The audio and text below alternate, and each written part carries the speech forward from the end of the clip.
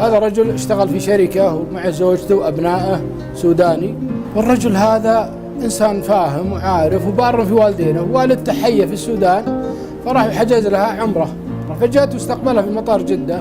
كان الوقت اللي استقبلها فيه برد شديد، فيوم خذت العمرة جابها للرياض وللبرد في الرياض، لكنها ما جازت لها، الجو كان بارد عليهم، السودان عارفين شوي حار. وداها المدينة المنورة، وداها جدة، المهم انه خلاص اخذ اجازة 10 ايام خروج وعودة، بيوديها للسودان وبيرجع. في الصالة سبحان الله اراد الله ان تتأخر الرحلة لانها جاية من السودان، المفروض انه يطير الساعة 8، الرحلة ما طارت من هناك الا 8.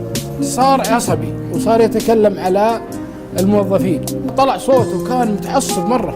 نعم. فأمه تهديه والناس يهدونه، بدت الرحلة ركبوا كرسية جنب كرسي أمه مع العصبية، وهذا سبحان الله يوم طارت الطيارة كلها من الأخوان السودانيين.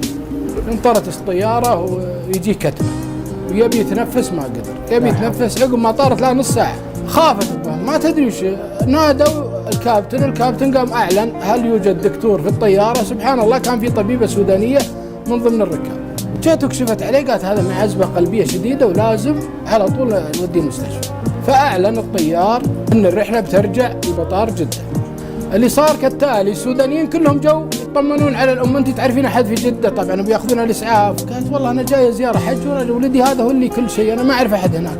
فقالوا يا الربع لازم أنت كاتف على هالوضع هذا يعني، والمرأة هذه ما تعرف أحد في السعودية، ويحطون هاك المبلغ مثل ما تقول 15 أو 20 ألف ريال ويعطونها الأم، ويعطونها ارقام تلفونات اصحابهم في جده، من يوم تنزلين اتصلي يجونك يساعدونك في المستشفى، وكل عطاه رقم جواله وانا بتابع معك بالسودان، وهذا ديدنهم.